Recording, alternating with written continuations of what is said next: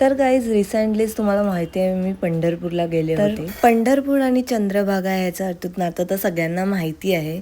So नमस्कार, माझं नाव आहे मनाली आणि माझा एक फ्रेंड आहे जो पंढरपूरमधल्या चंद्रभागा नदीची थोडी स्टोरी सांगतोय. तर आम्ही लाईनीत उभं असतानाच त्याने स्टोरी सांगायला चालू केली होती. सो तुम्ही पण ऐकून घ्या की ती स्टोरी आहे काय नक्की. स्टोरी कोणाला माहिती आहे चंद्रभागा नदीची? नाही माहिती. ऐका सगळ्यांनी.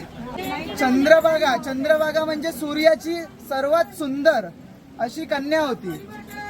सर्वात सुंदर, सर्वात सुसंस्कृत, संस्कारी अशी ती कन्या होती. पण एका वेळी काय झालं, सूर्यदेव जेव्हा पृथ्वीवर आले तेव्हा त्यांनी चंद्रभागेला पाहिलं आणि ते एकदम मोहित होऊन गेले. ते त्यांची मुलगी हे त्यांना कळलंच नाही आणि त्यांनी तिच्याशी विवाह करण्याची एक इच्छा व्यक्त केली.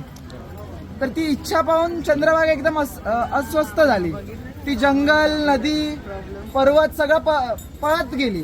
पण जेव्हा तिला वाटलं की नाही आता हे नाही होऊ शकत, तेव्हा तिने नदीत उडी मारली आणि सर्व देवांना एक वंदन केलं की माझे हे पवित्र हे असंच राहू दे.